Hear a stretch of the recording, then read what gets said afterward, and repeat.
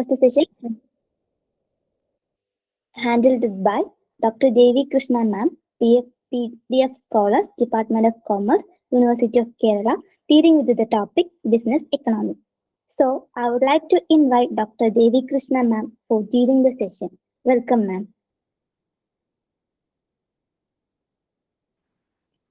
Good evening, all. Good evening, ma'am.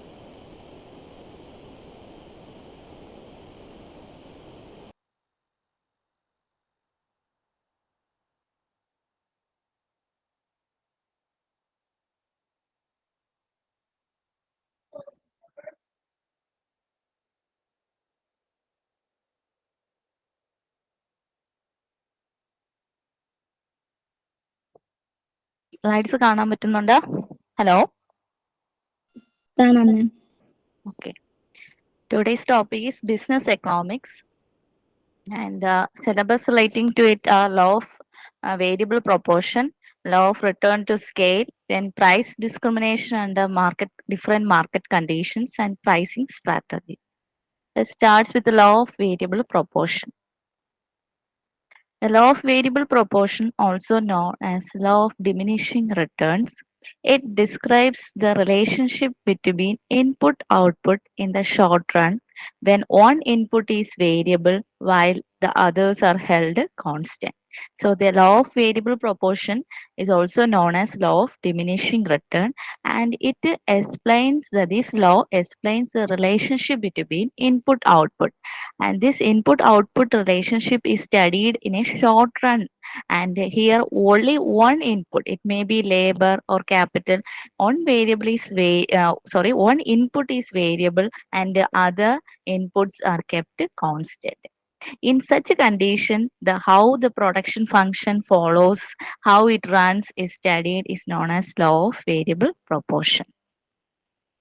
The law of variable proportion states that as one input is increased, it may be labor, while the other input, it may be capital, land, etc., are held constant. The marginal product of the variable input will eventually decline.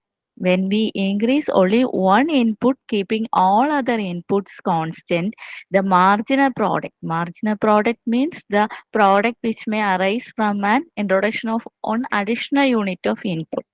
And when we increase only one input and keeping all other inputs constant, it results in the decline in marginal products.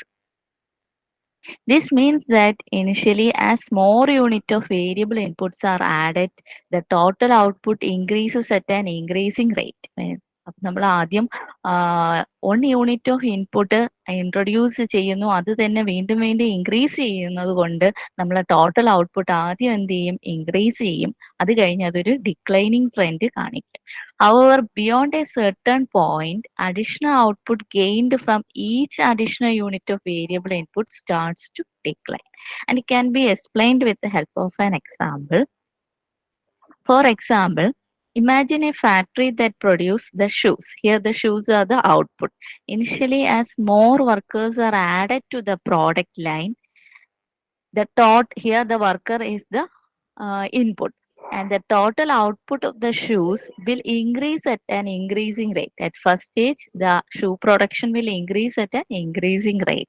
However, at the same point, adding more workers, when we add more and more input, that is the worker, may lead to overcrowding or inefficiencies, causing the additional output to increase at a decreasing rate or even decreases. This is because the factory may have limited space or other factors that prevent each additional worker from being as productive as the previous one. അപ്പോൾ first നമ്മൾ shoe produce ചെയ്യുമ്പോൾ ഒരു input മാത്രം add ചെയ്യുന്നു, വീണ്ടും വീണ്ടും ആ input തന്നെ ആഡ് ചെയ്തുകൊണ്ടിരുന്നാൽ നമ്മളെ പ്രൊഡക്ഷൻ എന്ത് ചെയ്യും, ഒരു ഡിക്ലൈനിങ് ട്രെൻഡിലേക്ക് കാണിക്കുകയും ലാസ്റ്റ് അത് ഡിക്രീസ് ചെയ്യും, എൻ്റെ പ്രൊഡക്ഷൻ ഡിക്രീസ് ചെയ്യുകയും ചെയ്യും. That is explained with help of law of variable proportion. Then this law of variable proportion can be studied with the help of three products. That is total product, average product, and marginal product. The total product, what do you mean by total product? It is the total output that is produced by a concern. ഒരു concern input use ചെയ്തുകൊണ്ട് produce ചെയ്യുന്ന ആ total amount of output ആണ് total product എന്ന് പറയും. Then what do you mean by average product? Average product is the can be calculated by dividing total product by the quantity of variable input. Total product divided by variable input, then we will get the average product. Then marginal product is the additional output. That is the additional output gained by adding an additional unit of variable input. ഒരു additional input add ചെയ്യുന്നു, ഒരു extra input add ചെയ്യുന്നതുകൊണ്ട് നമുക്ക് കിട്ടുന്ന additional ഔട്ട്പുട്ടിനെയാണ് നമ്മൾ marginal product എന്ന് പറയും. So these are the three products that is associated with the law of variable proportion. Yes, the graphical representation of law of variable proportion typically shows three stages known as the three stage of production or phases of production. So law of variable proportion graphically represent ചെയ്തിരിക്കുന്നു three stage representation ആണ്, that is represented in this graph. That is, in the first stage, increasing returns, that is total product increase at an increasing rate. That is shown in this picture. There is two graphs. First graph represent the total output, total product, and the second average production and marginal product.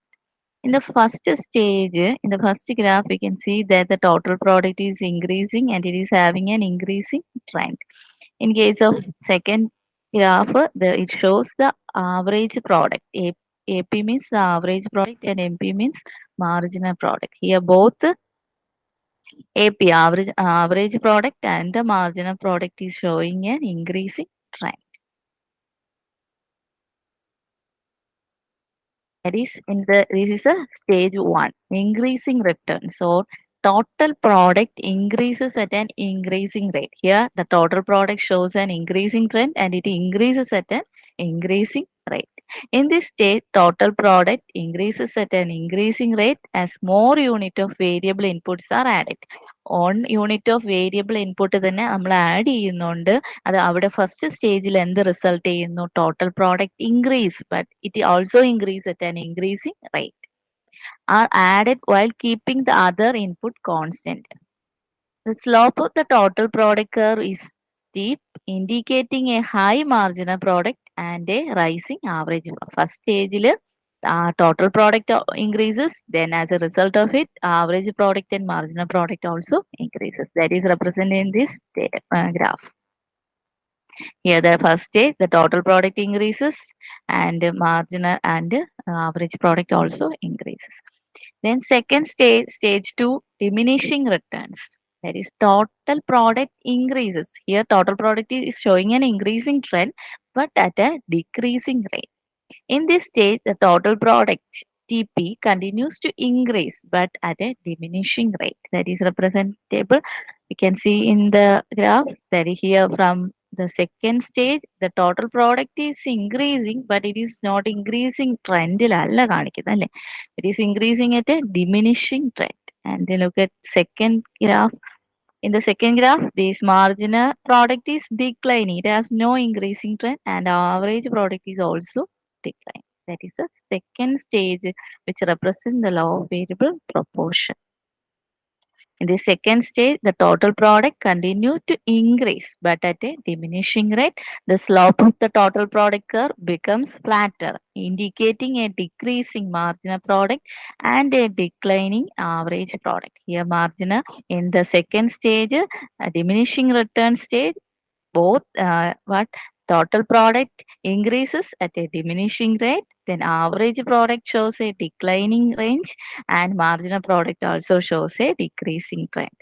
This stage occurs when the optimal level of input usage is reached. That is, we are increasing only one input, and when it reached at a certain optimal level that is shown in the second stage, then total product will not shows an increasing trend. Marginal product and average product does not shows it because optimal level of input usage is reached in the second stage, and the additional unit of the variable input leads to വീണ്ടും നമ്മൾ എന്ത് ചെയ്യുന്നു, ആ ഒരു input തന്നെ increase ചെയ്യുമ്പോൾ it will result in an diminishing return or diminish or decreasing trend in total product, marginal product, and average product. Then third stage, that is the negative returns or total product decreases. When we add more and more units of one input, it will result in the decrease in the total product. That is shown in the stage 3. That is in this graph. The stage 3 is represented. That is in the first graph, the total product. After the second stage, the total product is declining. Then in the second graph, the average product is also declining and marginal product reached a negative stage. And the marginal product in the negative stage. So it is known as a negative return or total product is decreasing. In this state, the total product start to decline as more unit of variable input are added. Both the marginal product and average product becomes negative. Marginal product, average product negative.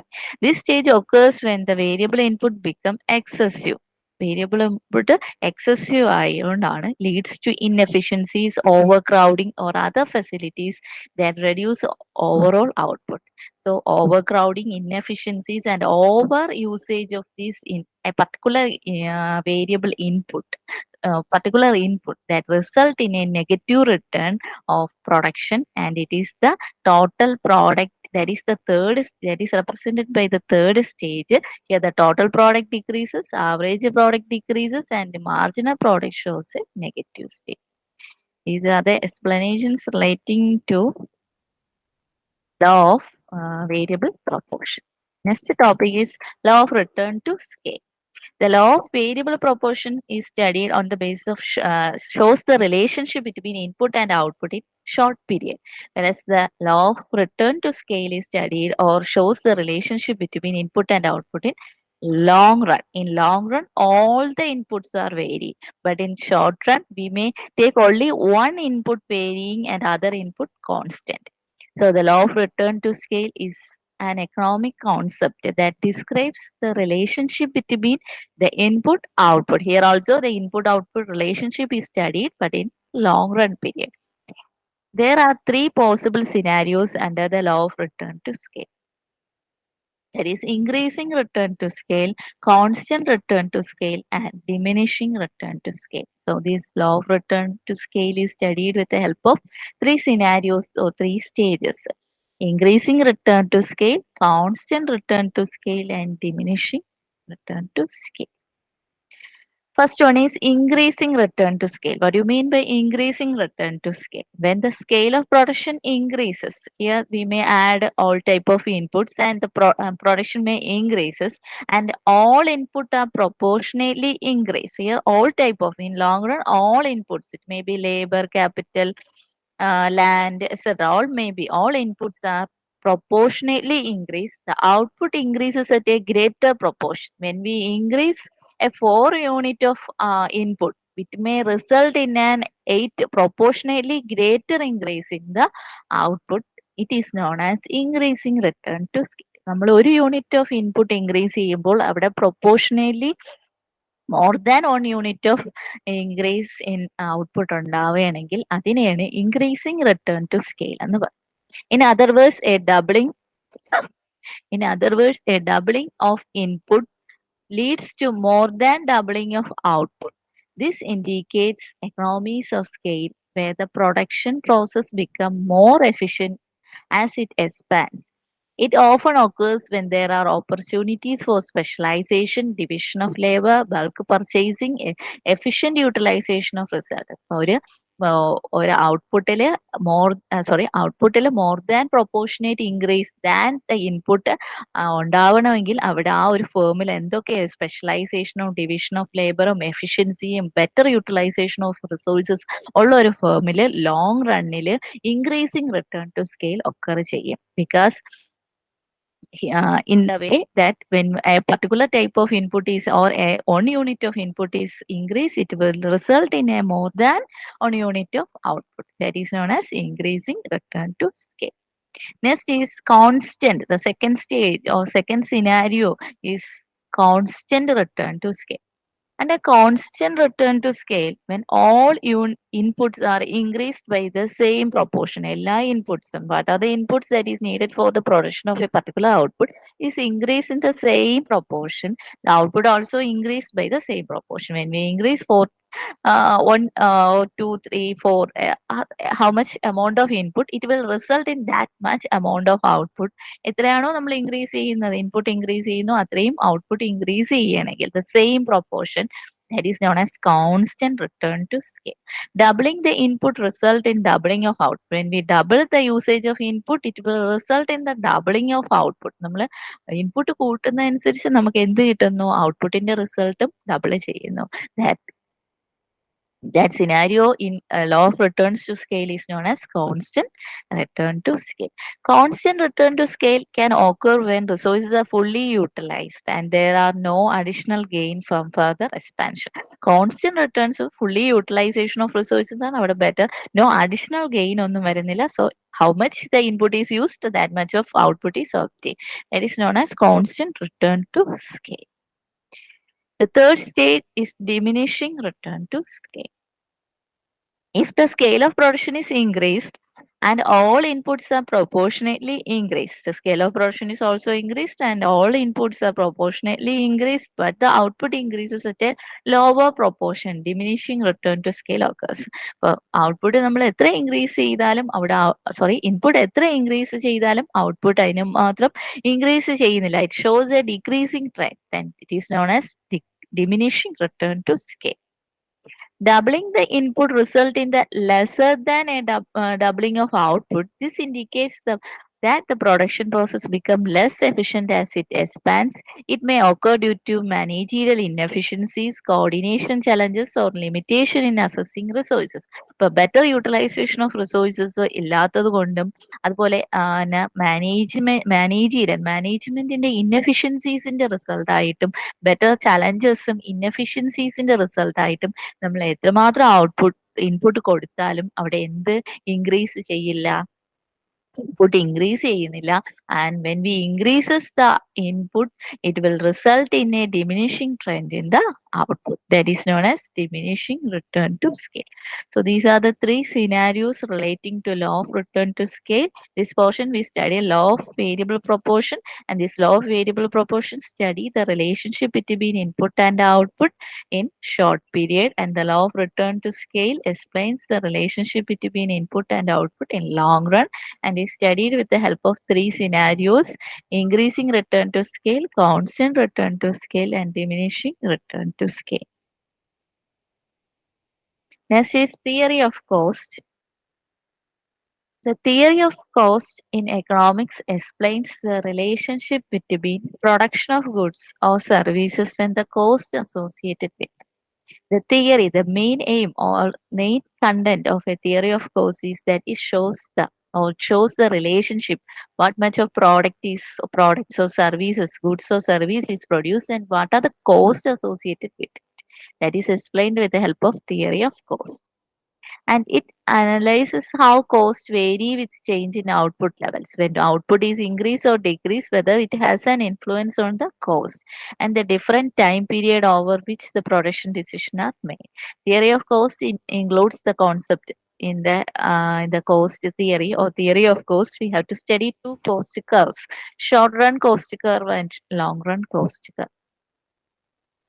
The short run cost curves, in short run, at least one input is fixed. It may be a building or any machineries, etc. In short run, at least one input is fixed, while others can be varied. Labor, capital, etc. can be varied, or raw materials, etc. can be varied. The most common fixed input is typically capital or plant size. It may be capital or plant size. In short run, there are three important cost curves. So short run cost curves, we have to study three important curves that is associated with it. And short run, at least one or more inputs will be fixed and all other inputs will be varied. It may be capital plant, etc. In short run, we have no need to increase the size of it. Just the production continue, the capital plant size will be increased. So Short run cost curve can be explained with the help of three curves. That is total cost curve. What will be the position of total cost curve, average cost curve, and marginal cost curve? Total cost curve. The total cost curve represents the relationship between total cost of production and the level of total cost curve that here represent the relationship between what will be the total cost of production and the level of output. What is the level of output and the total cost relating to that output, and it is an upward here in short run. The total cost curve will be an upward sloping as the total cost increases with a higher level of output. Output increase ചെയ്യുന്നതനുസരിച്ച് total cost increase ചെയ്യുന്നു. So it shows a upward sloping curve. Then average cost curve also known as average total cost. It is also known as average total cost. Total cost in the average representation. Average total cost curve represent the average cost per unit of output. ഓരോ unit of output ഒരു unit of ഔട്ട്പുട്ടിന്റെ cost അത് represent ചെയ്യുന്നതാണ് നമ്മൾ average cost curve. It's determined by dividing. How we can obtain this average total cost is simple. It's derived by dividing total cost by corresponding level of output. Total കോസ്റ്റിന് level of output കൊണ്ട് divide ചെയ്യുമ്പോൾ നമുക്ക് എന്ത് കിട്ടും? The average cost, that is also known as average cost, average total cost curve. And this average cost curve is U-shaped. It is represent an U-shaped curve. Then marginal cost curve. The marginal cost curve represents the additional cost incurred by producing one more unit of output. Additionally നമ്മൾ total cost ഉണ്ട്. Total കോസ്റ്റിന്റെ just average എടുക്കുമ്പോൾ നമുക്ക് average cost curve വരും. Total കോസ്റ്റിന് ഒരു upward sloping ആണെങ്കിൽ average curve that shows an U shape curve. Then marginal cost means the additional cost that is derived from producing an additional unit of output. ഒരു extra unit of output produce ചെയ്യുന്നതുകൊണ്ടുണ്ടാവുന്ന ഒരു additional cost ആണ് marginal cost. Then it is derived by calculating the change in total cost divided by change in output. Total cost എന്താണ് total cost changes in, not the total cost, change in total cost divided by change in output. Then we will get the marginal cost. Then marginal cost curve intersects the average cost curve at its lowest. Average cost intersect lowest point എത്തുമ്പോൾ intersect ചെയ്യും. So these are the short run cost curves: total cost, average cost, and marginal cost. Total cost, that is the cost that shows the relationship between total cost of production and output, and it has a upward sloping curve. Then average cost curve is also known as average total cost curve, and it can be obtained by dividing the average cost per unit of output. It's derived by dividing total cost by corresponding level of output, and average cost curve shows an U-shape curve. Marginal cost also, marginal cost curve, and marginal cost can be obtained by dividing the cost incurred by producing one unit. That is, it can be calculated by, it is derived by calculating the change in change in total cost divided by change in output. And this MC curve means marginal cost curve intersect the average cost at its lowest point. എത്തുമ്പോൾ ആ marginal cost curve എന്തിൽ intersect ചെയ്യുമെന്നാ പറയും? Average cost. Next, long run cost curve. So, theory of cost, there are two theories. That's curves representing short run cost curve and long run cost curve. Then long run cost curve, in long run, all inputs can be varied. In short run-ൽ എന്തായിരുന്നു നമ്മൾ ഒന്നോ രണ്ടോ ഇൻപുട്സിനെ അവിടെ constant ആയിട്ട് നിർത്തും അല്ലെ. But in long run, all inputs can be varied, allowing firms to adjust their production level and scale of operations. Long run cost curves are based on the assumption that firm can choose the optimal combination of inputs to minimize cost. Long run-ൽ നമ്മൾ എല്ലാ ഇൻപുട്സും use ചെയ്യുന്നു. We use all type of inputs, so there is an option to choose the best input to minimize cost. നമുക്ക് ഏത് ഇൻപുട്ടുകളുടെ combination കൊണ്ട് നമുക്ക് കോസ്റ്റിനെ minimise ചെയ്യാം എന്നുള്ള ഒരു ഓപ്ഷൻ ലോങ് റണ്ണിലുണ്ട്. അതുകൊണ്ട് തന്നെ അത് യൂസ് ചെയ്തുകൊണ്ട് നമുക്ക് ലോങ് റണ്ണിൽ കോസ്റ്റിനെ റെഡ്യൂസ് ചെയ്യാൻ പറ്റും. There are two primary long run cost curve. Two type of primary long run cost curve, രണ്ട് ടൈപ്പാണ്. Long run average cost curve, long run average cost curve. The long run average cost curve represent the relationship between average cost per unit of output and scale of production. Average cost per ഒരു unit of ഔട്ട്പുട്ടിൽ എത്രയാണ് എത്ര cost, അതാണ് average cost per unit of output and the scale of there level of production. ഇത് തമ്മിലുള്ള relationship ആണ് long run average cost represent ചെയ്തത്. Then long run marginal cost curve. The long run marginal cost curve represent the additional cost incurred by producing one more unit of output in long run. Long run marginal cost curve represent the additional cost incurred. Just എത്രയാണ് additional, ഒരു extra unit of input produce ചെയ്യുന്നതുകൊണ്ട് എത്ര extra unit of output ഉണ്ടാവുന്നു അതിന്റെ cost mention ചെയ്യുന്നത് തന്നെയാണ് long run marginal cost curve. So these are the two curves representing the long run cost curves, long run average cost curve and long run marginal cost. The short run and long run cost curve provides insight into the cost behavior. By long run and short run cost എന്താണ് provide ചെയ്യുന്ന, the cost behavior, what will be the cost behavior that is adopted by a firm and what is to be followed by a firm. Help firm make decisions regarding production level, input usage and scale. അപ്പൊ ഈ ഒരു long റണ്ണും short റണ്ണും cost കർവിന്റെയും കോസ്റ്റിന്റെയും base ചെയ്താണ് ഒരു firm എന്ത് ചെയ്യുന്ന അവരുടെ production ലെവലും input usage, എത്രമാത്രം ഇൻപുട്ട്, ഏത് മിക്സിൽ ഇൻപുട്ട് യൂസ് ചെയ്യണം, ദെൻ അവരുടെ scale of operations. These curves are essential tool in analyzing the economies of production and determining the most efficient and cost-effective production strategies.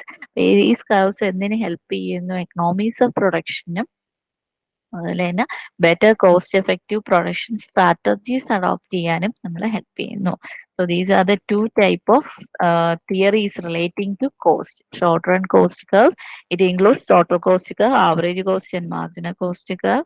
Then in case of long run cost curves, there are long run average cost and long run marginal cost curves. These are the two curves relating to long run cost curve. The primary long run cost curves are.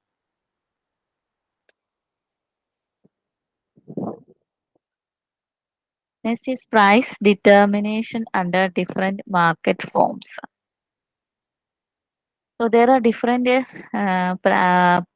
market conditions or price determinations, different conditions in which price are discriminated. They are perfect competition market. These are the market conditions: perfect competition market, monopolistic market conditions, oligopoly and monopoly. First one is perfect competition. That is a market structure or a situation. Perfect competition is a market structure in which there are numerous buyers and sellers dealing in homogeneous products. Perfect information and free entry and exit into the market. It is considered as the theoretical model and serves as the benchmark for analyzing market behavior and efficiency. The perfect competition market is a market condition. Market condition ആണ് അവിടെ എന്താണ് different type of, there is no restrictions in entering in the market by the buyers and sellers as free entry, and they are dealing in the homogeneous ഒരേപോലത്തെ type of products, homogeneous products ആയിരിക്കും deal ചെയ്യുന്ന. perfect informationസും free entryയും എക്സിറ്റും അതായിരിക്കും ഒരു perfect competition marketiലുള്ളത്.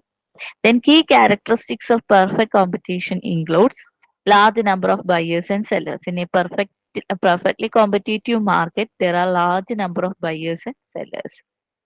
So any buyer or any seller can enter into a perfectly competitive market. So it is large number of buyers and sellers, but they are dealing in a same type of products. In a perfect competition, same type of soap manufacturers are they are homogeneous products. So a same type of products only deal in the perfect competitive market. Then perfect information, all are having perfect informations, whether the buyer or the seller. Then perfect competition is often used as a benchmark to evaluate market efficiency, assess the impact of market interventions, and analyze the allocation of resources. While it is an idealized model that may not fully reflect real world market, it provides valuable insight into competitive behavior and market dynamics. So it can be considered as a market efficient market ആണ് access ചെയ്യുന്നു better model ആയിട്ട് നമുക്ക് analyze ചെയ്യാം.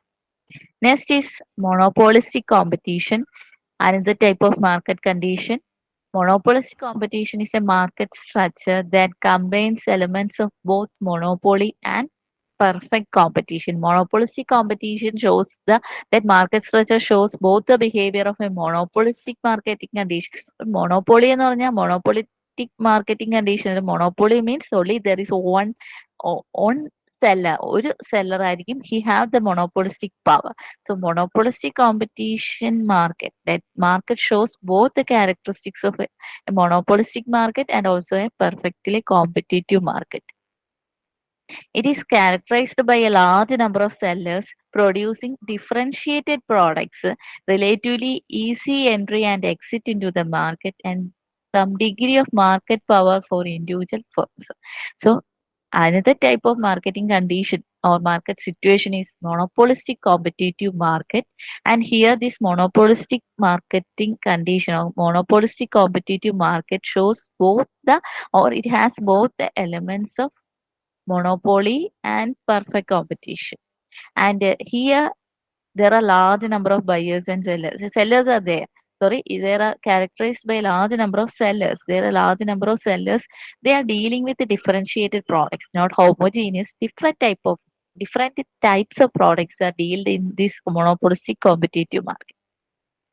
And their entry and exit is also very easy. Anyone can enter into their market and they can exit from that market. Some degree of market powers are existed in the or remains in the hands of individual firms. Key features of monopolistic competition includes differentiated product. Perfect competitionല് homogeneous products ആയിരുന്നു. Here in monopolistic competition, they deal with differentiated products. Relatively easy entry and exit, same as that of perfect competition. Relatively easy entry and exit. Non-price competition, there is no price-related competition. Imperfect information, there is no perfect. But in case of perfect competition, there are informations. Perfect information is available about the products, but in this type of market, imperfect information because they are dealing with the differentiated products. So these are the different features relating to monopolistic competitive market. Next market condition, that is oligopoly. Oligopoly is a market structure characterized by small number of large firms that dominates the market. So this market condition is having a small number of large firms. There is only a few number of firms, but they are large firms. For example, in telecommunication, it is mentioned here. Telecommunication, BSNL is there, Reliance. So there are a few number of firms, but they are large in size. So oligopoly is a market structure characterized by small number of large firms that dominate the market. ഒരു കുറച്ച് ഫേംസേ കാണൂ ഒരു big firms ആയിരിക്കും. In an oligopolistic market, the action of one firm significantly impact the behavior and decision of other firms. Same way, they are few in number, but the action of anyone or any strategy adopted by one firm may influence the behavior of or decisions of other firms. Oligopolies can exist in various industries. Different type of industry. Telecommunication oligopoly market ഉണ്ട്. അതുപോലെ തന്നെ ഓട്ടോമൊബൈൽസിലുണ്ട്, എയർലൈൻസിലുണ്ട്. Few in number, but they are the large firms having a oligopoly power. Oligopolies can exist in various industries, including telecommunication, automobile manufacturing, and airline services. Yes, key features of oligopoly includes few large firms. There are only few firms, but they are large in size. Interdependence. A decision taken by one firm in an oligopoly market when a firm or in an oligopoly market will influence the other's decision. നമ്മൾ ഒരു ഇപ്പൊ telecommunication എടുക്കുമ്പോൾ BSNL റിലയൻസോ അത് എടുക്കുന്ന അവരുടെ ആരെങ്കിലും BSNL എടുക്കുന്ന ഒരു സ്ട്രാറ്റജി അത് എന്തിനെ ഇൻഫ്ലുവൻസ് ചെയ്യുന്നു? അത് കമ്പനിയുടെ കസ്റ്റമറിനെ അഫക്ട് ചെയ്യും, അവരുടെ ഡിമാൻഡിനെ അഫക്ട് ചെയ്യും, അത് അവരുടെ സ്ട്രാറ്റജിയെയും ഡിസിഷനെയും ചേഞ്ച് ചെയ്യാൻ റിസൾട്ട് ചെയ്യുന്നു. അതുകൊണ്ടാണ് ഇന്റർ ഡിപ്പെൻഡൻസി എന്ന് പറയുന്നത്. ഫ്യൂ ഫോംസ് ആയാലും they are dependent with each other. Barrier to entry, പെട്ടെന്നൊന്നും ഒരാൾക്കും ഈസി ആയിട്ട് എൻട്രി ചെയ്യാൻ പറ്റും. There is barrier to entry. Then production and differentiation. There may be difference in the product that is provided by different firms. Non-price competition. Price competitions ഒന്നും അവിടെ exist ചെയ്യുന്നില്ല. Non price competitions. Price rigidity, പെട്ടെന്നൊന്നും there will not be sudden change in the price. There is fixed in the price. So these are the important features of oligopolic or oligopolistic marketing condition. It's a few large firms. There are few firms. They are few in number but large size. They are interdependent, or interdependency is there. A decision taken by one firm may influence the other. Barrier to entry. There is no free entry or exit. Exit is possible, but barrier to entry means there is no easy entry. Then product differentiation. Different products is dealt by the oligopolistic firms, non-price competition, and the price rigidity. These are the different features relating to oligopoly. Next is monopoly. Monopoly is a market structure characterized by single firm that has exclusive control over the production and sale of particular product or service in a given market. Monopoly എന്നൊരു market condition തന്നെയാണ്. That is, there will be only single firm that have the entire or exclusive full control over the that products production and sale in a given market. Monopoly market എന്ന് പറയുമ്പോൾ എന്താണ്? ഒരു market structure ആണ്. അവിടെ ഒരു single ഫേമിന് എൻ്റെ കൺട്രോളും ഉണ്ടായിരിക്കും അവിടുത്തെ പ്രൊഡക്ഷനും സെയിലില്ല. ഇനി monopoly, there are no close substitutes. So they have baby products എടുക്കണേ ഇപ്പോഴാണ്. പണ്ട് ജോൺസന്റെ ക്ലോസ് സബ്സ്റ്റിറ്റ്യൂട്ട്സ് ഉണ്ടായി. അങ്ങനെ പല പ്രോഡക്ട്സും ഉണ്ട്. They have no close substitutes. So ഒരു മൊണോപോളി ഫോളോ ചെയ്യുന്ന ഒരു മാർക്കറ്റ് കണ്ടീഷന് there will be no close substitute for the product or services offered by monopolistic firm.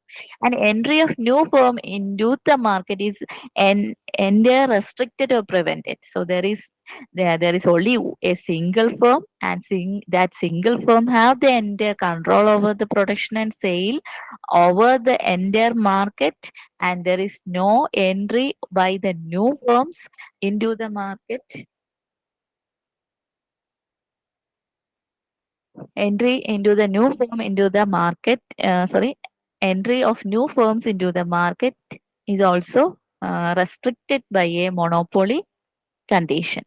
Key features of monopoly include single seller, no close substitutes, barrier to entry, market power, lack of perfect information. So there are the key features are single seller. So the single seller in a monopoly market, there is only one seller. No close substitute. It have no close substitutes. Related closely homogeneous ആയിട്ടുള്ള products ഒന്നും കാണില്ല. Similar type of products. Then barrier to entry. So in a monopoly, there is a single seller and single producer, so there is a restriction to entry. Market power, there is only one seller relating to that product, he have the entire market power. Lack of perfect information, so he is the entire production unit, and so there is a lack of perfect informations ആണ് കാര്യം. അവിടെ ഒരു ഫേമേ ഉള്ളൂ, ആ ഫേമാണ് എല്ലാം produce ചെയ്യുന്നത്. അവരുടെ price increase ചെയ്യുന്നു, ഡിക്രീസ് ചെയ്യുന്നു, പ്രൊഡക്ഷൻ കൂട്ടുന്നു, ആ ഒരു ഇൻഫർമേഷൻ ഒന്നും അവർ വെളിയിൽ പറയണമെന്നില്ല. അതുകൊണ്ട് തന്നെ അവിടെ എന്തുണ്ട്? ലാക്ക് ഓഫ് പെർഫെക്റ്റ് ഇൻഫർമേഷൻസ് ആണ്. Next, price discrimination. What you mean by price discrimination? Price discrimination refers to the practice of charging different price for the same product or services to different customers or group of customers. Price discriminator. From that term also we understand that meaning the price discrimination means price ആ ഒരു particular productൽ there will be discrimination in the price. For there will be ഒരു product തന്നെ പല പ്രൈസിൽ വെക്കുന്നതിനെയാണ് price discrimination എന്ന് പറയുന്നത്. Price discrimination refers to the practice of charging different price for the same product or service. It may be product or service to different customers or group of customers. ഒരു particular കസ്റ്റമറിനെ categorise ചെയ്തിട്ട് അവർക്ക് ഒരു particular price provide ചെയ്യുന്നു. At the same time the other group is charge with another type of another price strategy. It occurs when a firm is able to segment. ഈ ഒരു price discrimination ഒരു ഫേമിന് follow ചെയ്യാൻ പറ്റുന്നത് ഏത് സിറ്റുവേഷനിലാണ്? only if the firm is able to segment its market. ഒരു firm ഒരു product produce ചെയ്യുന്നു, ആ പ്രോഡക്റ്റ് ഒരു മാർക്കറ്റിലേക്ക് കൊണ്ടുവരുമ്പോൾ ആ മാർക്കറ്റിനെ പല സെഗ്മെന്റ് ആയിട്ട് ഡിവൈഡ് ചെയ്യാനുള്ള ഒരു സിറ്റുവേഷൻ ഉണ്ടെങ്കിൽ മാത്രമേ ഒരു ഫേമിന് എന്ത് ചെയ്യാൻ പറ്റൂ, അവിടെ പ്രൈസ് ഡിസ്ക്രിമിനേഷൻ ഫോളോ ചെയ്യാൻ പറ്റൂ. And identify different customer group with a different willingness to pay, and then charges each group price that reflects their respective willingness to pay. One second.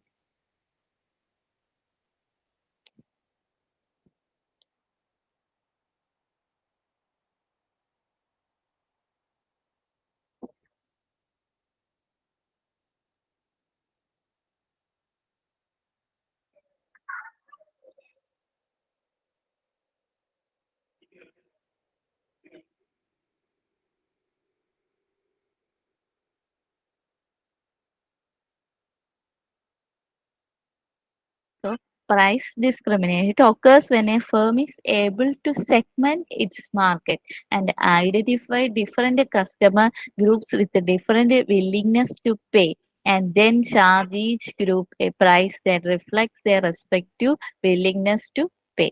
And the key characteristics of price discrimination includes market segmentation. These are the important characteristics relating to price discrimination. First, market segmentation.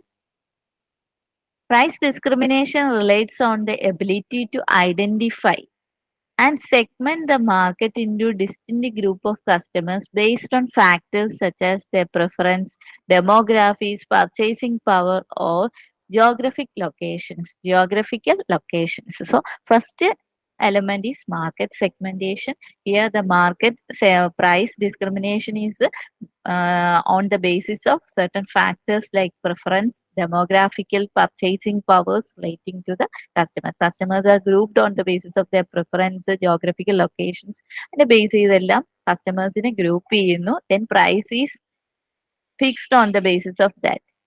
Then different price levels. The firm charges different prices to each segment based on their willingness to pay.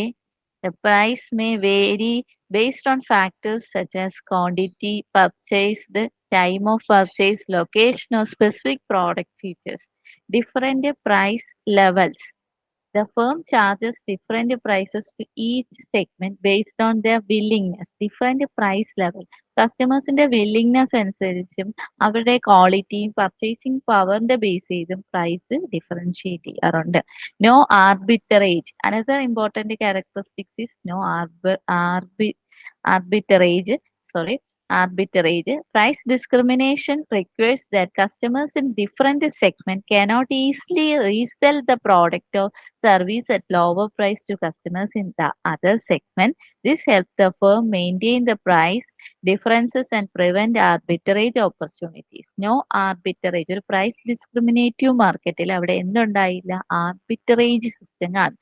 ഒരു ബയ്യറിന്റെ ഒരു സെല്ലറിന്റെ purchase ചെയ്തിട്ട് അതിനത് resell ചെയ്യുന്ന ഒരു situation ഒരു price discriminative സ്റ്റേജിൽ ഉണ്ടാവില്ല. Price discrimination requires that customers in different ഇപ്പോൾ ഒരു സെഗ്മെന്റിന് ഒരു പർട്ടിക്കുലർ പ്രൈസിൽ ആണ് പ്രോഡക്റ്റ് സെല് ചെയ്യുന്നത്.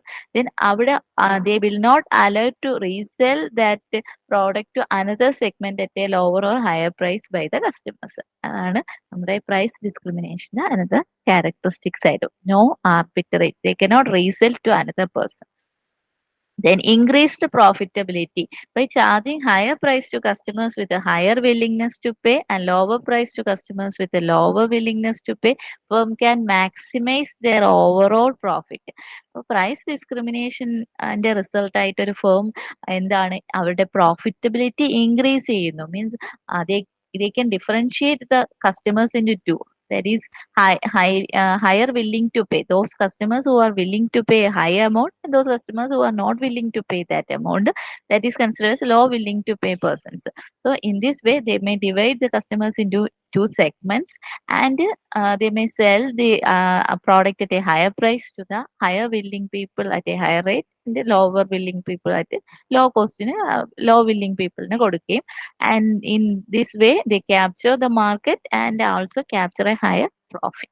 These are the important characteristics relating to price discrimination. Simply, price discrimination means charging different price to charging different price to same product and services to different customers, and it will result in certain characteristics like market segmentation. Market is segmented into different group on the basis market is segmented into different group of customers based on their preference demographies, and different price levels are also there. No arbitraging system is possible in case of price discrimination. Then increased profitability is also resulting from price discrimination. Next is pricing strategy. The last topic is relating to pricing strategy. So the firm may adopt certain strategies, that is in order to attract the market and increase the profit. Among them, there are we are to study three pricing strategies. The first one is price skimming. The second one is price penetration, and the third is peak load price. These are the important. There are so many pricing strategies in your topic syllabus. These are the three uh, pricing strategies to be studied. First one is skimming pricing. What do you mean by skimming? Skimming pricing. Skimming pricing simply means setting a initial price, how a high price to a product at the first stage of intro or when a product is introduced in the market, it is charged at a high price. Later on, after skimming the cream, it means skimming the vendor profit, it may reduce the price of that product. As skimming pricing. Then next is penetration pricing, and the third is peak load pricing. So skimming pricing involves setting high initial price for new or innovative products. It may be an innovative product or new product. The firm is setting a high initial price, not price, it is a initial price. Here, the firm is setting a high initial price for the new or innovative product with unique features or benefits. This strategy targets early adopters or customers who are willing to pay a premium, mainly skimming pricing. ആ ഒരു product innovative product ആദ്യം highly premium customers ആയിരിക്കും മേടിക്കുന്നത്, അതും high cost products അല്ലേ. Already ഒരു profit അവരുടെ കയ്യിൽ വരും, പിന്നെ ആ പ്രോഡക്റ്റിന്റെ കോസ്റ്റ് കുറച്ചാലും കുഴപ്പമില്ല. And this strategy target early adopters or customers who are willing to pay premium for the products exclusively. Over time, the price may be lowered to attract more price sensitive customers. അത് കഴിഞ്ഞവർ ആ പ്രോഡക്റ്റിന്റെ price കുറച്ചു. That is the skimming pricing strategy. Next is penetration pricing. Penetration pricing is the opposite, just opposite to that of skimming pricing. Skimming pricing in the just opposite ആണ് എന്താണ് penetration pricing. Penetration pricing is the opposite of skimming pricing, and it involves setting low initial price to quickly gain market share and attract a large customer base. It involve setting low. ആദ്യമേ ഒരു product introduce ചെയ്യുമ്പോഴേ ഒരു law പ്രൈസിൽ കൊണ്ടുവന്ന് കൂടുതൽ market share attain ചെയ്യാനും കൂടുതൽ കസ്റ്റമേഴ്സിനെ അട്രാക്ട് ചെയ്യാനും അങ്ങനെ പെനിട്രേഷൻ പ്രൈസിങ് സ്ട്രാറ്റജി അഡോപ്റ്റ് ചെയ്യുന്ന ഫേംസ് എന്തിനാണ്, അവർ ആദ്യമേ ലോ പ്രൈസ് സെറ്റ് ചെയ്യുന്നു in order to attract the market share and attract large customers. This strategy aims to penetrate the market. Already മാർക്കറ്റിലേക്ക് പെനിട്രേറ്റ് ചെയ്യാനായിട്ട് ഈ ഒരു സ്ട്രാറ്റജി ഹെൽപ്പ് ചെയ്യുന്നു. And encourage repeat purchase. When customers are repeatedly purchasing a particular product, they may be addicted to it, and they will even if the price is increased, they will purchase that product. That is the strategy behind the penetration pricing. Once the market share is established and the customers are being adopting these products or using these continuously using such products, their price may increase. അപ്പൊ ഇങ്ങനെ ഇഷ്ടംപോലെ products ഉണ്ട്. ആദ്യം low price വരുന്നു, പിന്നെ customer market achieve ചെയ്യുന്നു, അത് കഴിഞ്ഞ് അവര് എന്ത് ചെയ്യുന്നു, അതിന്റെ പ്രൈസും ക്വാണ്ടിറ്റി എല്ലാം കുറയ്ക്കുന്നു, പ്രൈസ് ഇൻക്രീസ് ചെയ്യുന്നു, but the customers are just using it. So it is a penetrating pricing strategy that can be adopted by firm, that is adopting by firms. Skimming pricing mainly concentrate on premium customers in order to get a high at the initial stage. അവർക്ക് എന്ത് ചെയ്യുക, high profit achieve ചെയ്യുന്നു. Then they may reduce their cost price. Next, the third pricing strategy is peak load pricing. Peak load pricing is a pricing strategy where the price of a product or service is set higher during period of high demand. ഒരു പ്രോഡക്റ്റിന് high അല്ലെങ്കിൽ ഒരു പ്രോഡക്റ്റിന് high demand നിൽക്കുന്ന ആ ഒരു സിറ്റുവേഷനിൽ, when it is having a high demand situation, the firm may increase the price of that products or services, or at peak hours, peak demand, high demand and peak hours, and lower during periods of low demand of off peak time. Of അങ്ങനെ situation വരുമ്പോൾ ഒരു പ്രോഡക്റ്റിന് peak period ഉണ്ടായിരിക്കും, of peak പീരിയഡ്സും ഉണ്ടാവും. Peak പീരിയഡിൽ അതിന്റെ price കൂട്ടുകയും of peak പീരിയഡിലാകുമ്പോൾ അതിന്റെ price കുറയ്ക്കുന്ന അല്ലെങ്കിൽ ഡിമാൻഡ് കുറഞ്ഞു നിൽക്കുമ്പോൾ പ്രൈസ് കുറയ്ക്കുന്ന ഒരു സിറ്റുവേഷനും അല്ലെങ്കിൽ സ്ട്രാറ്റജീനെയാണ് പീക്ക് ലോഡ് പ്രൈസിംഗ് എന്ന് പറയുന്നത്. Peak load pricing is a pricing strategy where the price of product or service is set higher during periods of high demand or peak hours and lower during periods of low demand or off peak hours. This strategy aims to optimize resource allocation and manage the balance between supply and demand during peak and off peak period. ഇതൊരു ഫേമിനെ എന്തിനെ help ചെയ്യുന്നു, അവന്റെ സപ്ലൈയും ഡിമാൻഡിനും എന്ത് balance ചെയ്യാനും, അതുപോലെ തന്നെ ഒരു പ്രോഡക്റ്റിന് peak പീരിയഡും ഉണ്ടാവും. ഇപ്പൊ അവർ അംബർല എടുക്കുകയാണ്, സ്കൂൾ ബാഗ്സ് എടുക്കുകയാണ്. അപ്പൊ ഇപ്പൊ ഒരു ജൂൺ ടൈം അല്ലെങ്കിൽ മെയ് ടൈമിലത്തെ എന്താണ്, അതിന് ഹൈ ഡിമാൻഡ് ആണ് ബാഗ്സിനും സ്കൂൾ പ്രോഡക്ട്സിനും ഒക്കെ. അപ്പൊ ആ സമയം എന്നാ കുറച്ച് കഴിയുമ്പോഴോ അത് സ്കൂൾ ഓപ്പൺ ചെയ്ത് കഴിയുമ്പോൾ അവിടെ അതിന്റെ സപ്ലൈയും അതിന്റെ ഡിമാൻഡത്തെയും ഓഫ് പീക്ക് പീരിയഡ് ആവും. ആ സമയത്ത് ലിമിറ്റഡ് സെയിൽസേ ഉണ്ടാവും. അപ്പൊ ഇത് രണ്ടും ബാലൻസ് ചെയ്യാനും അതിനനുസരിച്ച് റിസോഴ്സസിനെ ഒപ്റ്റിമൈസ് ചെയ്യാനും ഹെൽപ്പ് ചെയ്യുന്ന ഒരു പ്രൈസിങ് സ്ട്രാറ്റജിയാണ് peak load pricing. So peak load pricing is a strategy aims to optimize resource allocation and manage the balance between supply and demand during peak and off-peak periods. So these are the three pricing strategy: price skimming, price penetration, and peak load pricing. Skimming pricing means setting a high initial price for a new or innovative products, mainly targeted on premium customers, and obtaining a high product. After that, they may reduce the price. Penetration pricing is mainly introducing a product at low price into the market, then attracting more market and encouraging more customers. Then after that they are establishing a market share and increases the price. Then peak load pricing is a balancing of demand and supply, or balancing or making a better optimization of resources between a peak and off peak period of a product, and it is setting a high price during the peak period and lower price during the off of uh, off peak hours. So these are the topic relating to. Thank you. Hello. Okay, ma'am. Thank you, ma'am. Okay, now those who have any doubts, you may ask now.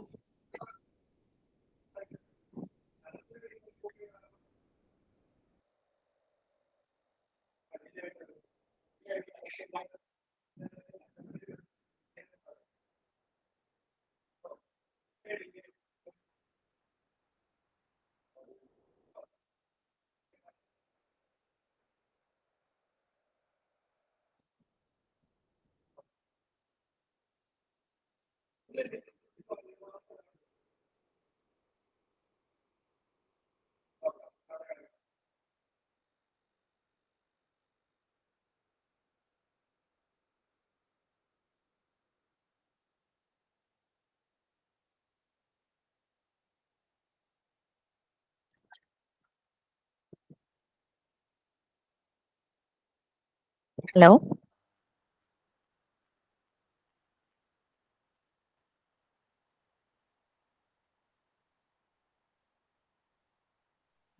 എന്തെങ്കിലും doubt ചോദിക്കുക.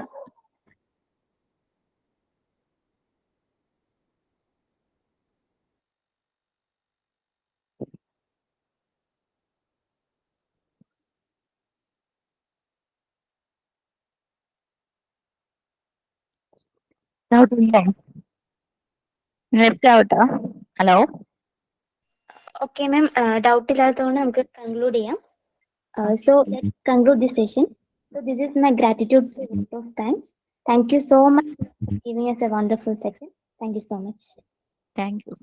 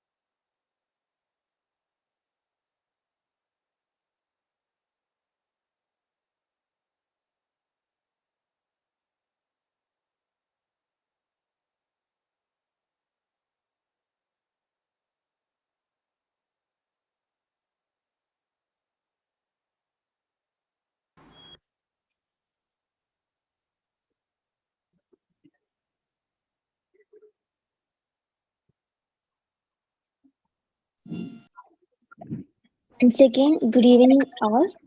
This is the time to start our second session. The session handled by Dr. Cecily Shibi ma'am, PD scholar, Department of Commerce, University of Kerala, dealing with the topic banking and financial institutions. With the honor, I would like to invite Dr. Cecily ma'am for taking the session. Welcome ma'am.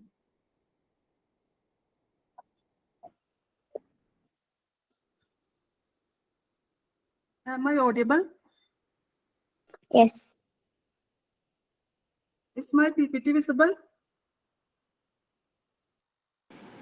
No, miss. Okay, let me check.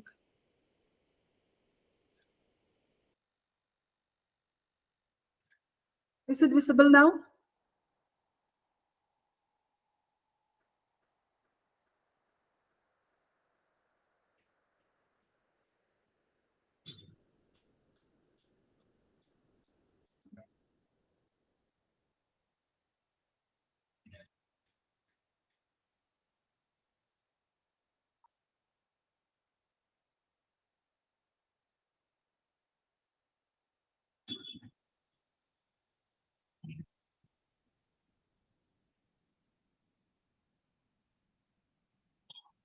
Is it visible? Hello? Yes, miss. Hello? Okay.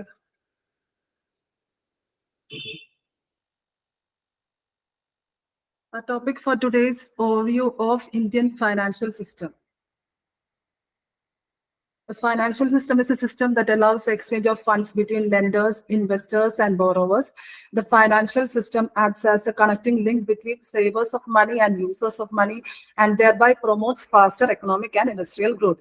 So, Indian financial system actually undertakes a service known as financial intermediation. That is, the lenders or the bankers act as a connecting link between the investors and the borrowers.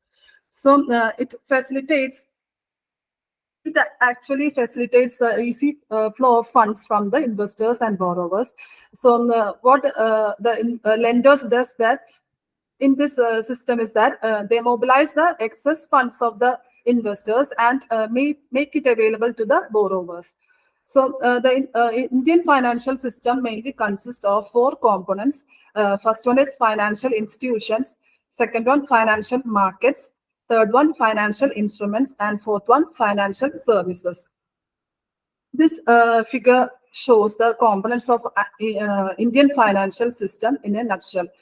It comprises of financial institutions, which is further divided into banking institutions and non-banking institutions. Banking institutions can be commercial banks and cooperative banks. Commercial banks are further divided into public sector, private sector, regional rural banks, and foreign banks. Whereas non-banking financial institutions are divided into organized as well as unorganized financial institutions. Financial markets are further divided into money market and capital market.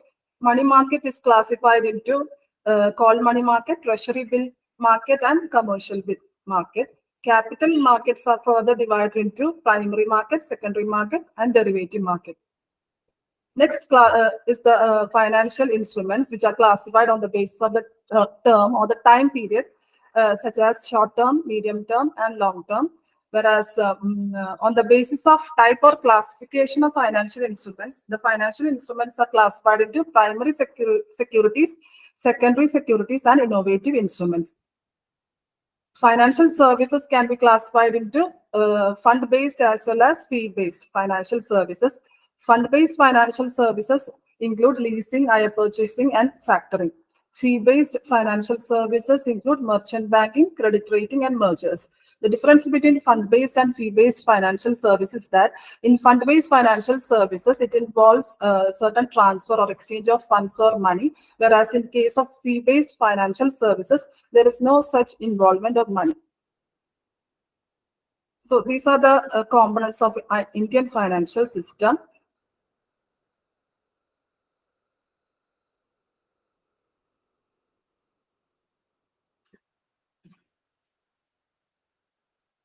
Next topic is types of banks.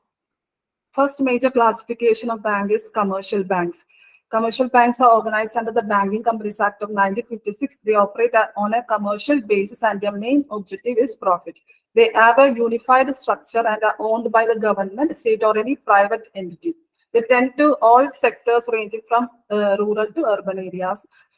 These banks do not charge concessional interest rates unless instructed by the Reserve Bank of India. Public deposits are the main source of funds for these banks. So major feature of commercial banks is that they function in all the sectors, irrespective of the area of activity, whether it is in rural area or urban area, or whether it is agriculture or whether it is industrial area. They also provide various financial assistance to individuals also. Public deposits are the main source of funds of commercial banks. The another feature of commercial bank is that they do not charge any concessional interest rates unless instructed by the Reserve Bank of India. Another there are certain functions of commercial banks which are divided into primary function and secondary function. Primary function of commercial banks include accepting deposits and lending of money, whereas secondary functions involve providing certain agency and general utility services to the individuals or the corporates. Another classification of banks is foreign banks, the banks with their headquarters in foreign countries and branches in one country. Examples include HSBC, Citibank, Standard Chartered Bank. There are 46 foreign banks in India. Another type of bank is regional rural banks. As the name itself signifies that they specialize in the providing financial assistance to people or the people in the rural areas or the farmers or the agricultural sector. So they are the special types of commercial banks. They provide concessional credit to agriculture and rural sector. RRBs were established in 1975 and are registered under RRB Act 1976. They are jointly ventured by the central government with a 50% share, state government with 15% share, and a commercial bank with 35% share. 196 regional rural banks have been established from 1987 to 2005. From 2005 onwards, government started merger of regional rural banks, thus reducing the number of regional rural banks to 82. One regional rural bank cannot open its branches in more than 3 geographically connected districts. Next classification of banks is cooperative banks.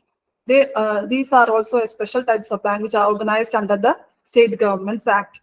They mainly specialize in providing short-term loans to the agricultural sector and other allied activities. The main aim is to promote social welfare by providing concessional loans. They are organized in the 3-tier structure. That is, on the state level, they are known as State Cooperative Bank. And at the district level, they work as a central or district cooperative banks. And at the village level, they work as primary agriculture cooperative banks. When it comes to state cooperative banks, they are regulated by Reserve Bank of India, state government, and NABARD.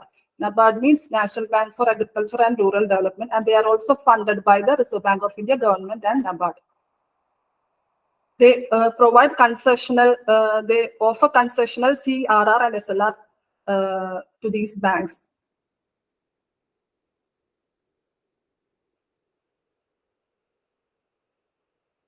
Next is Reserve Bank of India. Reserve Bank of India is considered as a central bank of the country and is responsible for the regulation and function of the Indian banking system. They are also called the Monetary Authority of India. Reserve Bank of India was set up on the recommendation of Hilton Young Commission, and it was formed on the basis of RBI Act 1934, and which was operational on April 1, 1935. Before the formation of Reserve Bank of India, the functions performed by the Reserve Bank of India was undertaken by the Controller of Currency and the Imperial Bank of India. Reserve Bank of India also served as the Central Bank of Pakistan up to June 1948. Next, the objective of Reserve Bank of India. It was nationalized in 1949 and it comes under the purview of Ministry of Finance. The main purpose is to regulate the issuance of banknotes and the maintenance of reserves, and to ensure monetary stability, financial stability, macroeconomic stability, and monetary policy framework. So the supreme authority to frame or formulate monetary policy in our nation is Reserve Bank of India. Next, the structure of Reserve Bank of India. It is governed by the Central Board of Directors, which consists of the maximum of 21 members on the Central Board of Directors, including the governor and 4 deputy governors who are appointed by the Government of India, and their tenure of office is 4 years. Next, the functions of Reserve Bank of India. The primary function of Reserve Bank of India is to formulate and execute monetary policy and secure the monetary stability of the nation. The second function is the supervision and regulation of banking and non-banking financial institutions. This function is mainly performed by Reserve Bank of India to protect the interest of the depositors. And so to protect the interest of the depositors, they monitor the conduct of banking operations and the solvency of the bank. These power to supervise and regulate the banking and non-banking financial institutions was bestowed to the Reserve Bank of India on the basis of the provisions mentioned in the RBI Act 1934 and Banking Regulation Act 1949. The next function of Reserve Bank of India is regulation of foreign exchange market, and such function is performed on the basis of the provisions mentioned in the FEMA Act 1999. FEMA means Foreign Exchange Management Act. There is also another act which is known as FEMA 1991, which was previously known as FERA 1973, that is Foreign Exchange Regulation Act. Reserve Bank of India also regulate the trading in securities, trading in government securities, both central and state governments. They also regulate the money market, trading in money market instruments, that is short-term and highly liquid debt securities, are also regulated by the Reserve Bank of India. Next function is foreign exchange reserve management. So Reserve Bank of India is considered as the custodian of India's foreign exchange reserve. The foreign exchange reserve mainly include foreign currency assets, special drawing rights, and gold. Foreign currency assets, assets that can be that are traded in a foreign currency. That is usually relevant in case of international business transactions, export and import trade. Another reserve is special drawing rights. This is a right available to the members of the international member countries of the International Monetary Fund. Whenever a country requires some funds, it will be transferred. The excess fund, the countries having the excess funds will be transferred to the demanding member country. Another the foreign exchange reserve of the Reserve Bank of India also include gold. Reserve Bank of India invest these foreign exchange reserves in the following instruments. That is, they deposit with banks for international settlement, deposit with foreign commercial banks, debt instruments, other instruments with approval of the Central Bank of Reserve, RBI. Another function of Reserve Bank of India is Reserve Bank of India is known as the banker to the government, that is to the both central and state government. The major functions they perform on behalf of the government is that they act as an agent for receiving and paying money on behalf of the various government departments. They appoint other banks to act as its agent and undertake banking business on the behalf of government. They maintain the central and state government funds also. They also provide loans to the central, state, and union territorial government. So they are considered as the banker to the government. They are also known as the advisor to the government. They provide advices in matters relating to finance and banking to the government, for the government. Next function is central and state government's debt manager. They also act as a debt manager of central and state government. That debt management aims at minimizing the cost of borrowing and smoothing the maturity structure of debt. They also manages the public debt and also issue new loans on behalf of central and state government. So, Reserve Bank of India is also known as a banker's bank or the banker to banks. The banks usually open their current account with the Reserve Bank of India to maintain SLR and CRR. SLR means statutory liquidity ratio and CRR means cash reserve ratio. SLR means the amount of cash and gold and other government securities that should be maintained as reserve by the commercial banks with themselves. Whereas CRR refers to the amount of reserve that should be kept as cash with the Reserve Bank of India by the commercial banks. Reserve Bank of India is a common banker for the different banks that enables us. They also enables in the settlement of interbank transfers of funds. They also provide short-term loans and advances to banks. So Reserve Bank of India is regarded as a banker's bank. Next function of Reserve Bank of India is that they are the lender of last resort. Whenever a bank faces any temporary liquid problems or they become solvent, they can depend on Reserve Bank of India. Reserve Bank of India provides this facility to protect the interest of depositors and to prevent the possible failure of the bank. Another major function of Reserve Bank of India is that they issue currency notes. Next is the development role. By development role, we mean that it provides certain financial assistance in areas or sectors which promote economic growth. So that's why it is known as development role. The last function performed by Reserve Bank of India is that they provide data dissemination and policy research. They publish 2 reports every year, an annual report and a report on the trends and progress of banking in India. RBI also conduct consumer confidence survey and inflation expectation survey on a quarterly basis. Credit control instruments used by Reserve Bank of India. 2 types of instruments are used. Credit control instruments are used by Reserve Bank of India. First one is quantitative credit control and second one is qualitative credit control. Quantitative credit control includes bank rate, open market operations, reserve requirements. Bank rate and open market operations and reserve requirements, which include CRR and SLR. Bank rate is a rate of interest charged by Reserve Bank of India from the banks on the loans and advances given to them. Open market operations means sale and purchase of government securities in the open market by banks. Reserve requirements, that is CRR, that we have already mentioned earlier. Next credit control measure used by the Reserve Bank of India is qualitative credit control. It is in the form of fixation of margin requirements, fixation of minimum lending rate, fixation of maximum limit of loans, credit rationing, which denotes fixing credit quota for member banks, moral suasion, which means advising banks to expand credit in priority sectors only, that direct action, that is stopping giving advances and closure of banks, etc. Next topic is banking sector reforms in India. The introduction of reforms in the banking sector was based on the recommendations of different committees.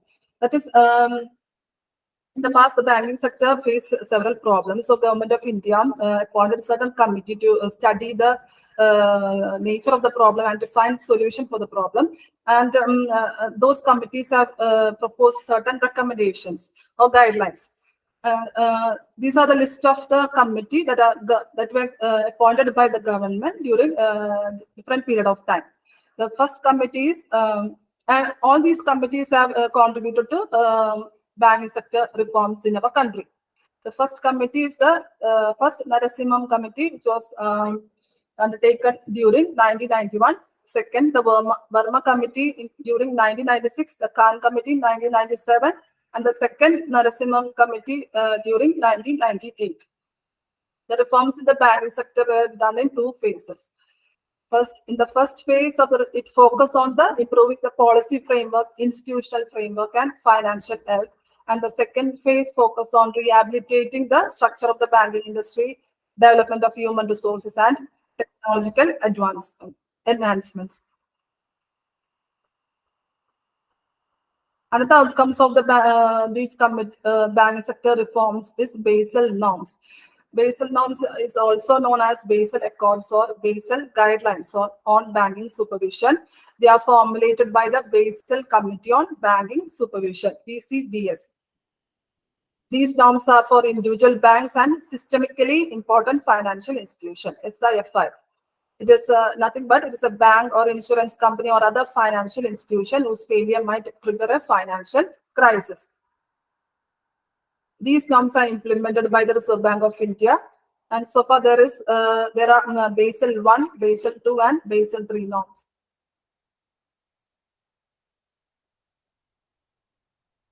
Basel 1 norms.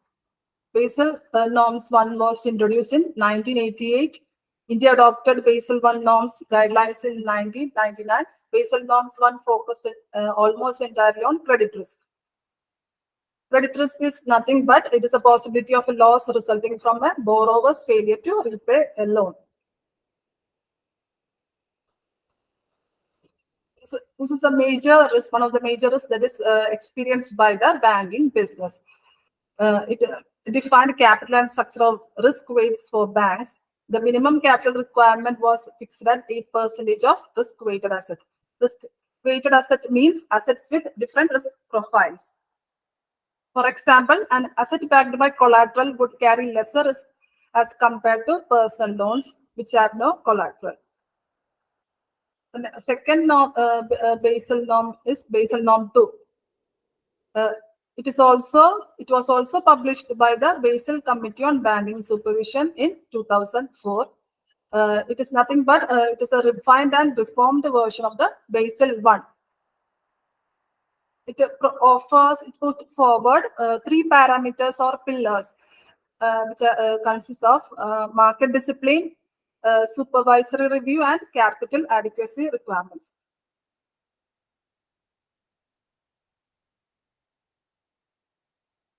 In market discipline, the banks need to mandatorily disclose their capital adequacy requirements, risk exposure to the central bank. Supervisory review refers that the banks need to develop and use better risk management techniques. The capital adequacy requirements, banks should maintain a minimum capital adequacy requirements of 8% of risk assets. The third Basel norm, Basel 3 norm, it is usually designed for international banking dealings, international banking dealings. It was also developed by the Basel Committee on Banking Supervision. In 2010, Basel 3 guidelines were released.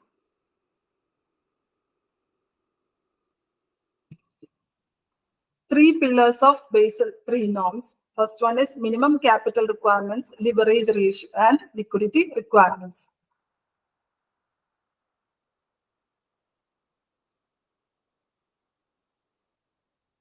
The banking business faces several risks.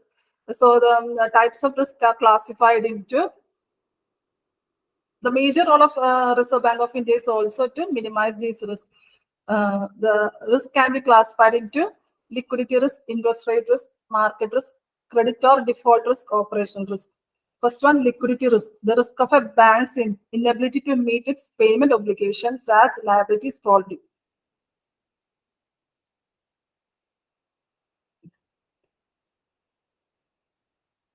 When a bank faces certain difficulties to meet the commitments of the depositors, that is, the bank faces a severe shortage of liquid funds to meet the commitments of the depositors. Such risk is known as liquidity risk. Next is the interest rate risk. It arises due to the fluctuations in the interest rate. Next is market risk, which is also known as price risk. It arises due to the fluctuations in the volatility of the market prices of the interest rate instruments, equities, commodities, and currencies. Default or credit risk we have already mentioned earlier. That is when a borrower make default in making repayment of the interest or principal amount. Such loss or the risk suffered by the banks are known as default or credit risk. The last one is operational risk, the risk of loss resulting from inadequate or failed internal processes, people and system, or from external events. Example, losses from asset misappropriation, forgery, tax non-compliance, bribes, or theft. Fraud committed by external parties include check fraud, theft, hacking, system breaches, money laundering, and data theft. The next topic is role of Reserve Bank of India in risk management in banks. So in order to curb the risk factor in the banking business, Reserve Bank of India put forward certain measures. It is combined jointly known as CAMELS.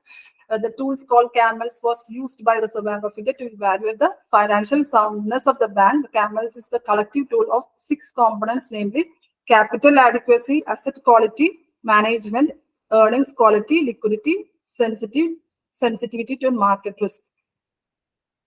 In respect to foreign banks, it is known as CACS, that is capital, asset quality, compliance, and systems and control. The next topic is NPA, non-performing asset management. Non-performing asset is nothing but when a person, borrower of loan makes... slide change ആവുന്നില്ലായിരുന്നു miss.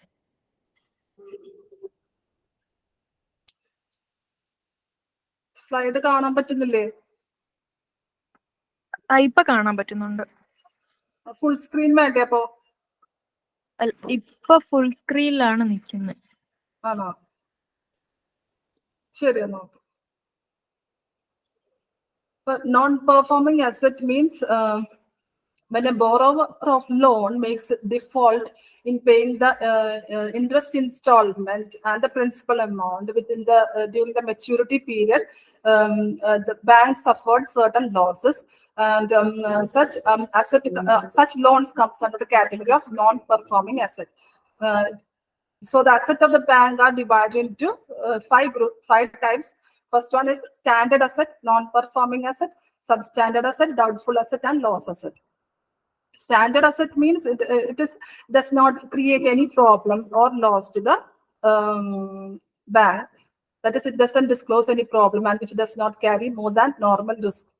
Non-performing asset, that is the borrower of loan is not returning the principal or interest in the last 90 reporting days. Substandard asset means the loans remained non-performing asset for a period less than or equal to 12 months. Doubtful asset include when a loan remains as substandard category for a period of more than 12 months. Loss assets are the loans that are identified as loss by the bank, but the amount has not yet been written off completely.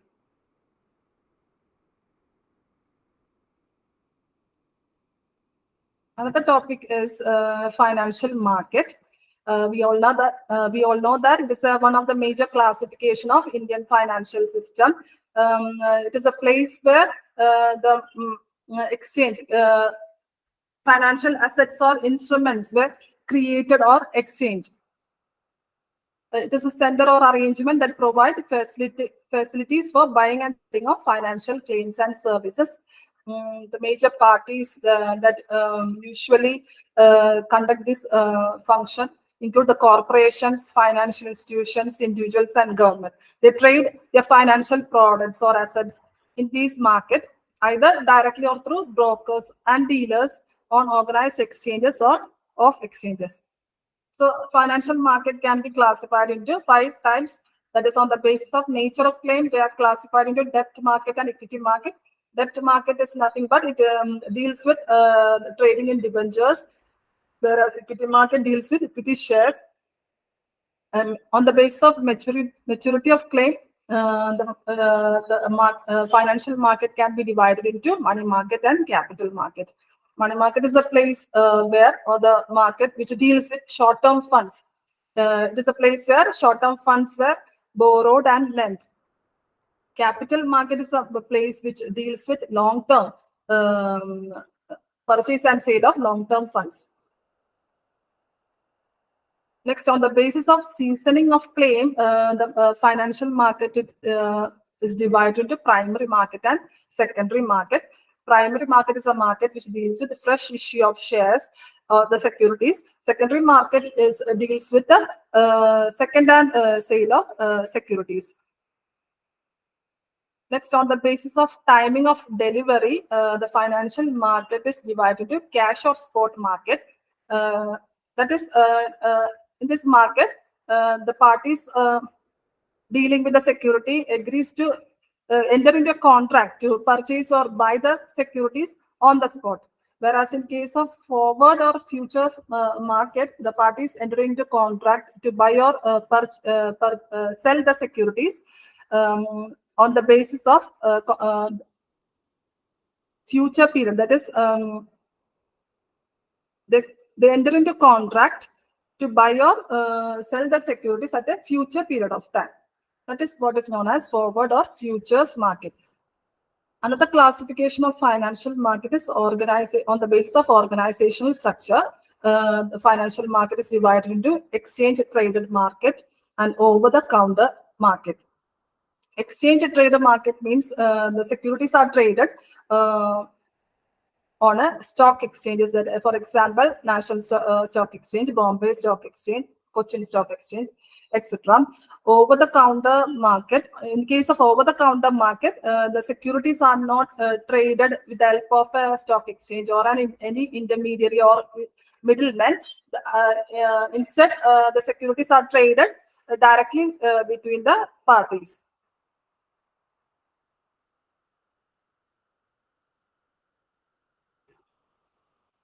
Next, on the basis of maturity of claim, financial market can be classified as money market and capital market.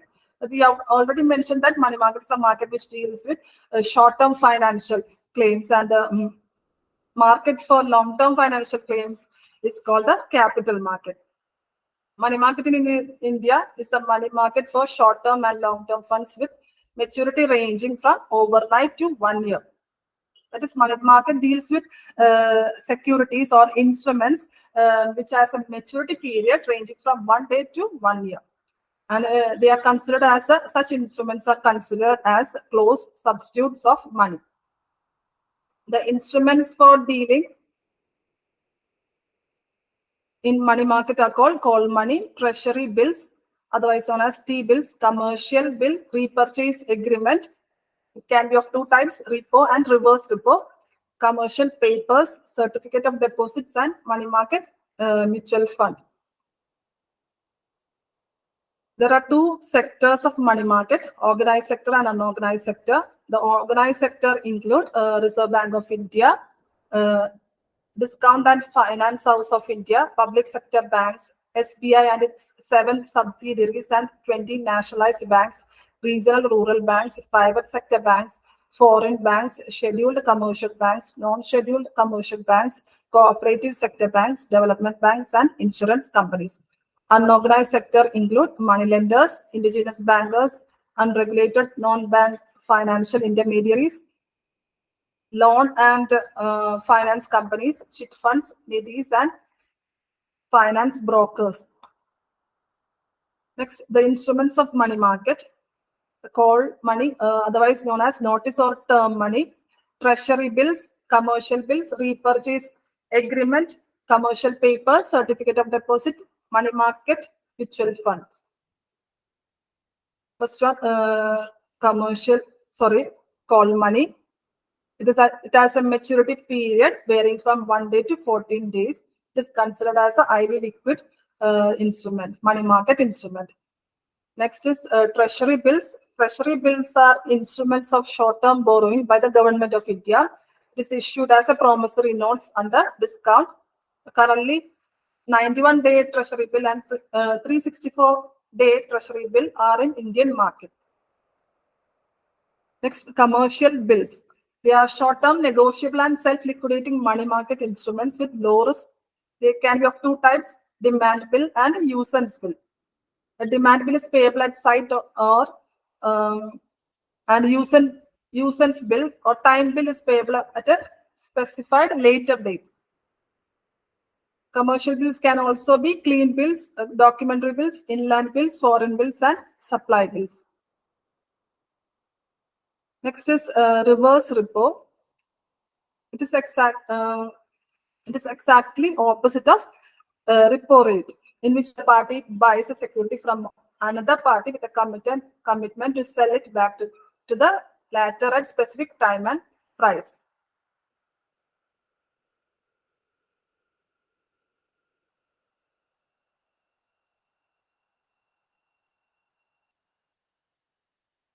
Next, money market mutual funds. It is a short-term investment pooling arrangement.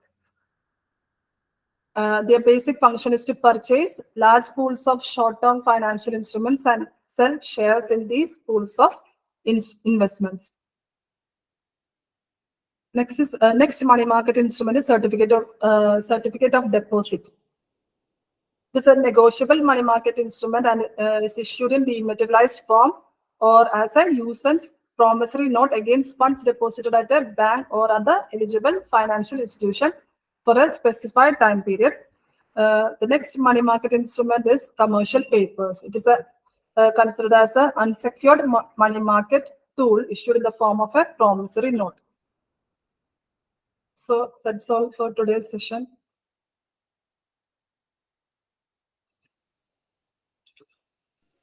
Okay, ma'am. So, those who have any doubts, you may ask now.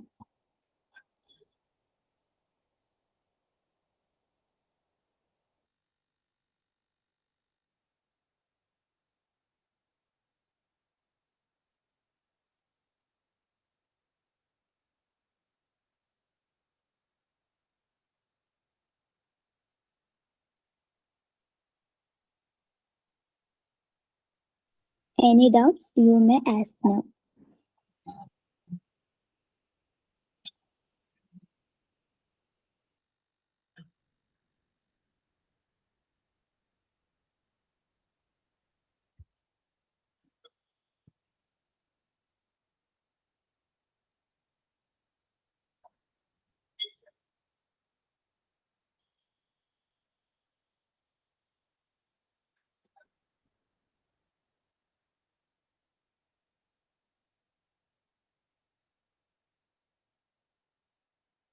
Okay, thank you. Thank you, everyone.